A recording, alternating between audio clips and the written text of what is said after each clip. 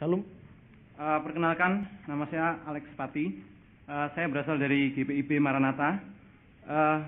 Pada kesempatan ini, sebenarnya saya membawa 5 pertanyaan, tapi Pak Bambang tadi sudah membatasi 1, maka saya akan pilih 1 saja. Pertanyaan saya, sebelumnya saya mohon maaf karena pertanyaan saya pada saat ini tidak berkaitan dengan apa yang Bapak Bambang sampaikan, tapi saya yakin bahwa pertanyaan saya ini adalah pertanyaan yang up to date dan sering menjadi pro kontra di antara orang Kristen sendiri maupun di antara orang Kristen dan orang Islam. Yang hendak saya tanyakan adalah mengenai hukum haram. Kita tahu kalau kita baca dalam Ulangan 14 ayat 3 sampai ayat 21, maka kita akan mengetahui bahwa dalam ajaran agama Yahudi itu ada binatang-binatang yang diharamkan untuk dimakan. Kemudian kalau kita lihat pada Kisah Rasul 10 ayat 10 sampai ayat ke-16, maka kita bisa menangkap kesan bahwa apa yang diharamkan oleh kitab Taurat, yaitu kitab Ulangan tadi, itu disahkan oleh Tuhan sendiri untuk kita makan.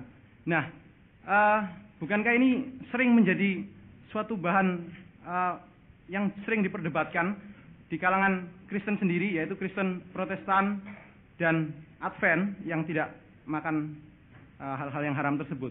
Jadi saya mohon penjelasan dari Bapak Bambang Nursena, bagaimana pandangan Bapak atau bagaimana pandangan Ortodoks Syria mengenai hal ini. Apakah mengikuti kitab Taurat yang juga hampir sama dengan Al-Quran, ataukah mengikuti ketentuan dari Perjanjian Baru? Terima kasih. Saya jawab dulu ya. Kitab Ulangan pasal 14:3 sampai 21 itu mengulangi apa yang ditulis dalam kitab Imamat pasal 11 tentang binatang-binatang yang ditentukan tidak boleh dimakan bagi hukum atau syariat Nabi Musa. Ketika Kristus datang, di situ Kristus memperbarui hukum ilahi itu. Dengan kata lain menggenapi hukum ilahi, dan di sana dikatakan bahwa bukan yang masuk ke dalam mulutmu itu yang menajiskan, tapi yang keluar dari hatimu itu yang menajiskan. Karena apa? Kenajisan spiritual, kenajisan moral itu lebih parah ketimbang sekedar makanan. Kisah Rasul 10 ayat 10 sampai 16 itu menceritakan pengalaman Petrus. Ketika Petrus menerima penampaan, karena apa? Petrus itu saking striknya pada hukum Taurat, dia ragu-ragu. Dia diutus mengabarkan Injil kepada seluruh dunia, dari Yudea, Samaria sampai ke ujung bumi. Tiba-tiba dia harus membaptis Kornelius yang bukan orang Israel, yang makanannya saksang, babi, kemudian rica-rica. Jadi dia mikir lah, ini gimana nanti kalau saya bertamu di sana, saya harus makan makanan-makanan haram itu. Kulit itu adalah profesi haram bagi orang Yahudi. Makanya di Yahudi tidak ada wayang. Karena wayang itu profesinya haram, itu memegang kulit yang sudah diinapkan, itu haram bagi orang Yahudi. Nah, itu kemudian Tuhan memperingatkan Petrus, Injil ini universal, tidak bisa dibatasi dengan Yudaisme tok, tidak bisa dibatasi dengan Israel tok. Suatu saat kamu akan menemui orang Samaria sampai ke ujung-ujung bumi, tradisinya berbeda, makanannya berbeda. Bagaimana kamu harus batasi ini? Petrus dikatakan yang dihalalkan Allah jangan kamu haramkan. Petrus kemudian membaptis Kornelius, makan bersama dengan Simon si penyamak kulit, dan Injil disebarkan. Nah, persoalannya kalau orang Islam punya pandangan babi haram, ya silakan. Kalau bagi orang Kristen, alasannya orang Kristen tidak lagi memelihara Taurat. Karena semua yang di Taurat itu berlaku untuk akhir zaman. Lalu di Islam kan ada itu yang namanya ayat yang nasik dan mansukh, yang dibatalkan dan diperbarui dengan yang baru. Kalau sekarang umat Islam mengharamkan babi, kenapa makan onta? Kenapa makan cumi-cumi? Kenapa makan belut?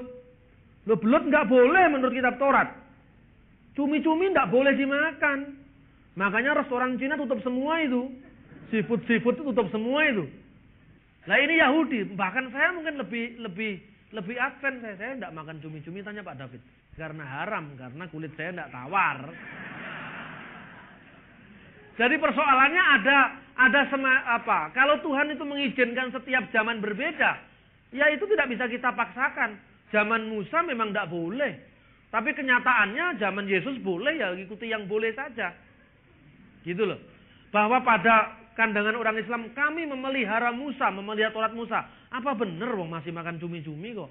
Unta nggak boleh dimakan loh karena kukunya belah di kitab Imamat. Kemudian juga belut nggak boleh dimakan, lele nggak boleh dimakan orang Yahudi. Itu nggak masuk jadwal koser bagi orang Yahudi yang boleh dimakan. Lele nggak boleh dimakan, termasuk lele dumbo juga nggak boleh. Sejenis itu, pokoknya nggak boleh dimakan. Kenapa Islam makan? Lah kalau gitu ya jangan dipersoalkan dong. Itu karena memang syariatnya beda-beda gitu aja lah. Lah bagaimana sikapnya gereja Ortodoks Syria? Kalau saudara pergi ke rumah-rumah orang Kristen Syria, memang di sana tidak ada babi. Karena orang Kristen Syria sadar di mana mereka berada. Jadi Kristen Syria, Kristen Koptik yang di Timur Tengah itu semboyannya bukan karena halal haram, tapi semboyannya setiap makanan itu adalah tahir. Roma pasal 14 ayat 20. Tetapi celakalah orang yang karena makanannya saudaranya yang lain jadi tersandung. Kalau saudara masak saksang di rumahmu, tetanggamu Muslim, Pak Haji, dia tidak mau makan semeja dengan Anda. Disitulah kesempatan Anda untuk berkomunikasi, bersaksi, tertutup.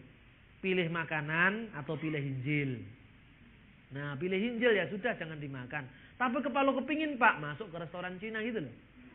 Jadi enak saja kita ini. Orang Kristen Syria makan itu. Di Australia, kan ada gereja Syria di sana. Makan kalau di Australia. Tapi kalau di Damaskus ya jangan makan. Nanti kita menimbulkan batu sandungan bagi tetangga kita. Lain lagi nih kalau orang-orang Ambon, kelakuan Batak, kelakuan Manado, bikin gereja di Jawa, kemudian potong RW di kampung Muslim, itu rusak ini. Kalau di sini ini akibatnya apa? Tetangga sekitar, jangan bergaul dengan orang itu. Kenapa? Itu jenggong nanti makanannya asing. Lah ini yang seperti ini. Jadi persoalannya bukan soal halal haram. Persoalannya adalah bisakah kita menempatkan diri demi Injil di tengah-tengah masyarakat kita. Kalau saudara merasa saudara mulai tersandung, jangan makanlah. Makan yang lain saja. Pak Yusuf Roni itu kan punya tamu banyak dari IAIN yang mengajar di ACT-nya.